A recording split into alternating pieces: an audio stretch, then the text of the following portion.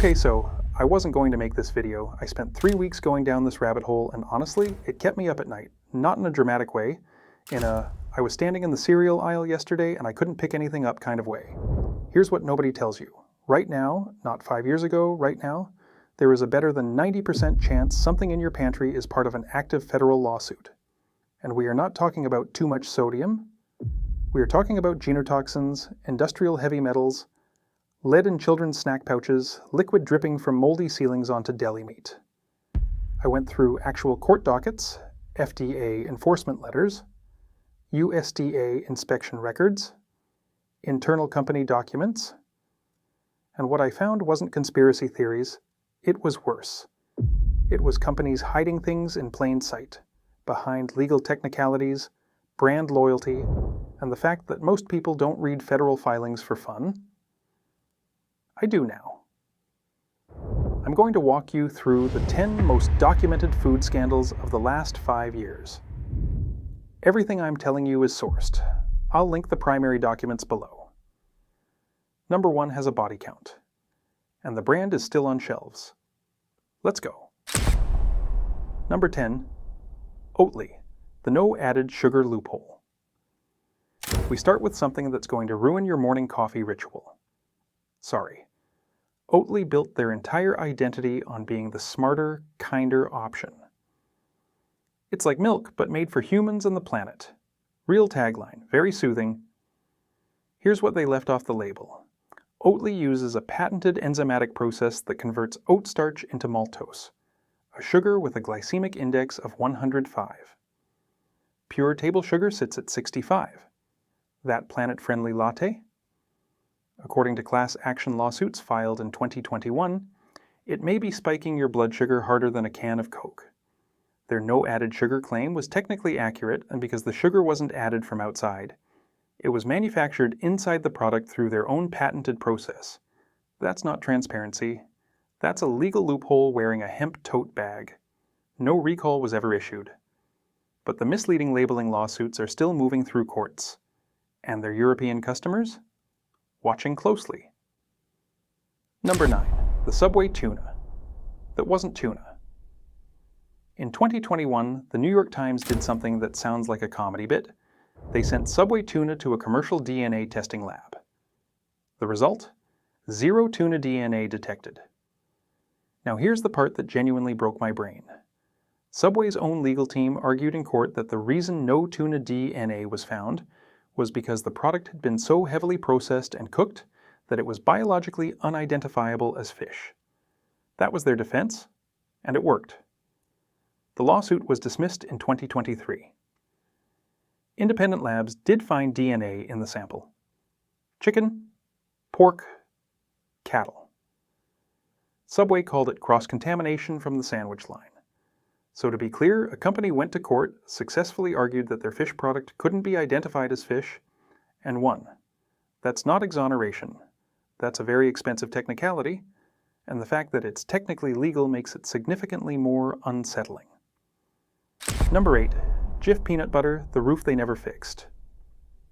2022. Jif, the Choosy Moms brand, triggers a multi-state salmonella outbreak across 17 states and issues one of the largest peanut butter recalls in American history. FDA investigators go into their flagship facility in Lexington, Kentucky, the largest peanut butter plant in the world. And here's what they find. Standing water in critical production areas. In low-moisture food like peanut butter, standing water is essentially a bacterial incubator, a roof leaking directly over processing equipment. And here's the detail that should make you put the jar down. Their own internal testing had flagged salmonella in the environment multiple times between 2013 and 2018. They found it. They logged it. They didn't fix it. 9 years later, people got sick. The FDA report stated they failed to clean and sanitize utensils and equipment in a way that prevented contamination. The Choosy Moms tagline survived a lot longer than the roof did. Number 7, Bluebell ice cream, 17 positive tests. They kept shipping. Most food safety failures are negligence. What Bluebell did was something else. Between 2015 and 2016, a listeria outbreak linked to Bluebell ice cream killed 10 people and hospitalized others across multiple states. What the investigation revealed was worse than the outbreak itself. Inspectors found industrial condensation, moisture dripping from ceiling pipes, falling directly into open vats of ice cream. Internal documents showed that Bluebell plant managers had been testing for listeria since 2013. They found it 17 times in a single facility, and they kept shipping the product. CEO Paul Cruz was accused of instructing employees to quietly pull products from store shelves without telling the public or regulators why. No announcement, no recall. Just a quiet removal while people were being admitted to hospitals. In 2023, Bluebell agreed to pay a $17 million fine, the second largest food safety penalty in U.S. history. Number 6. Skittles. The DNA-damaging ingredient they removed for Europe, but not for you. In 2022, Mars Incorporated faced a class action lawsuit over an ingredient called titanium dioxide, a whitening agent also used in industrial paint, sunscreen, and printing ink. The lawsuit alleged Mars knew it was a potential genotoxin, meaning nanoparticles small enough to enter the bloodstream and potentially interact with your DNA. Research from Arizona State University found these particles in Skittles samples small enough to bypass the body's natural filtration. Here's the detail that actually got me. Mars had publicly pledged in 2016 to remove artificial colors from all U.S. products by 2021. The deadline came. Titanium dioxide stayed in the American version. The European version had already removed it because the EU banned it in 2022. Same candy, different formula, depending on which side of the Atlantic you're on. In May 2025, Mars finally confirmed they'd removed titanium dioxide from U.S. Skittles. The timing? Right after California passed legislation effectively banning it, with other states following. They didn't change because the science changed. The science had been raising flags for years. They changed because the legal exposure changed. Those are different reasons to care about what goes in your food. Number 5. The Big Tobacco Playbook Lawsuit. Kraft, Pepsi, Coca-Cola, and 8 other giants. Okay. This one I genuinely debated including because it sounds too big to be real. But it's in federal court, so here we go. In December 2024, a 148-page lawsuit was filed against Kraft Heinz, Coca-Cola, PepsiCo, General Mills, Nestlé, Mars, Kellogg's, Mondelez, Post, and ConAgra. Basically every brand in your pantry, one lawsuit. The central allegation? These companies systematically designed, marketed, and sold ultra-processed foods with addictive qualities, and they specifically engineered them to hook children. But here's the buried detail that made my jaw drop. Back in the 1980s, Philip Morris, the cigarette company, bought Kraft and General Foods. R.J. Reynolds bought Nabisco. And according to the lawsuit, scientists who supervised addiction research on nicotine at a secret Philip Morris laboratory in Germany regularly consulted with Kraft and General Foods on developing ultra-processed food products. They didn't just borrow tobacco's marketing playbook, they allegedly transferred the actual addiction science from cigarettes directly into your cereal aisle. Number 4. The prepared pasta listeria nobody reported on. Between 2024 and 2026, tens of thousands of pounds of prepared pasta salads, the kind in the deli section at Costco and Walmart, were recalled for listeria. This one is hard to be angry at in a simple way, because the brand on the label often isn't the company that made the food. Store-brand pasta salads are typically produced by large third-party manufacturers at industrial scale.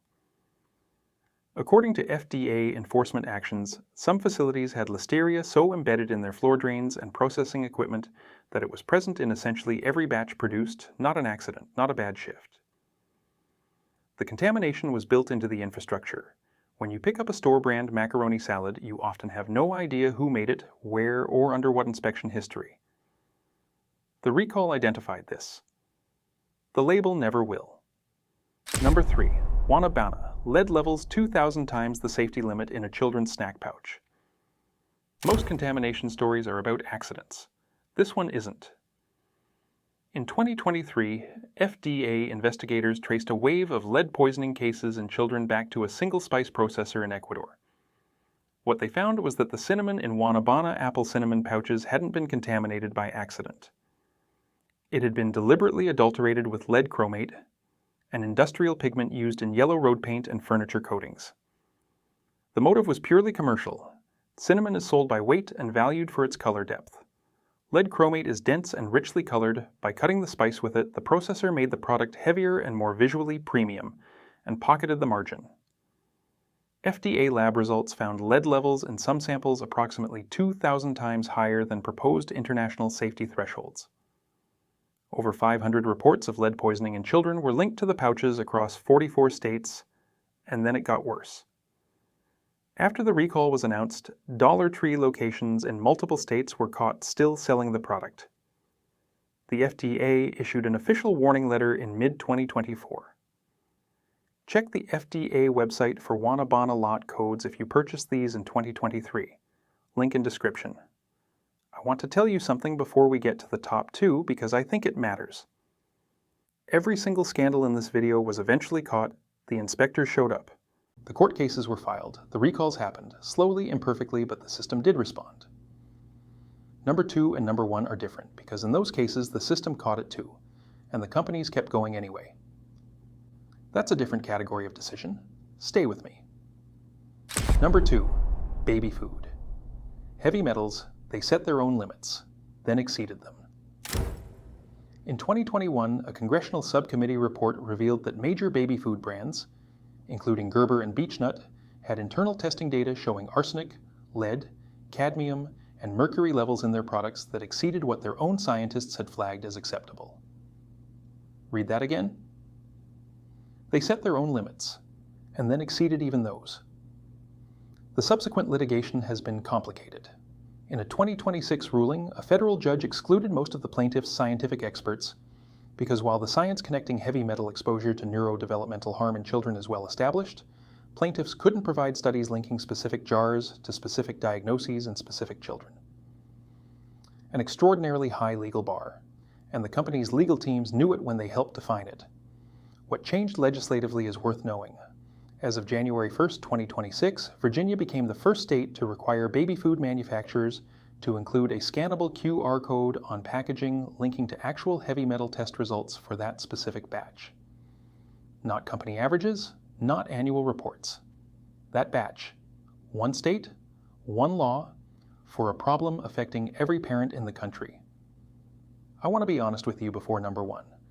Everything I've shown you so far, the sugar loopholes, the contaminated peanut butter, the lead in kids' pouches, those are bad.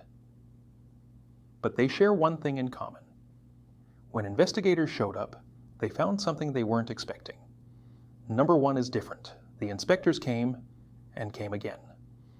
And came 69 times over 2 years, filed reports, flagged violations, wrote it all down, and the product kept shipping. The ceiling kept dripping. The mold kept growing. And then people died. Number 1, Boar's Head, the House of Horrors. Between 2022 and 2024, the Boar's Head processing facility in Jarrett, Virginia received 69 documented non-compliant citations from USDA inspectors. 69.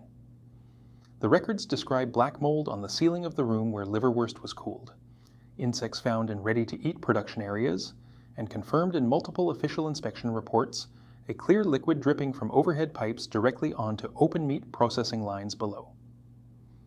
The outbreak killed 10 people and hospitalized dozens. Subsequent litigation alleges that Boar's Head executives knew about the structural problems. The leaking ceilings, the mold, the drainage failures, for years, and that the cost of necessary repairs was weighed against the cost of not doing them. According to the lawsuits, repairs lost. The plant is closed. The executives are in court. The brand is still on shelves. The good news, and there genuinely is some, is that everything I've shown you today was eventually caught. The recalls happened, the fines were paid, the plants closed, the system, slow and imperfect as it is, responded. The question is what you do in the gap between when something is found and when it's fixed. Now you know that gap exists. I'm going to keep pulling threads. The full Bluebell timeline. What Virginia's QR code law actually does in practice. The invisible supply chain behind store brand food. Hit follow so you get those when they drop. And seriously check your pantry tonight. The Wana Bana lot codes and the Boar's Head recall details are in the FDA database. Takes 2 minutes. Stay sharp, stay skeptical, and maybe don't buy the deli meat this week.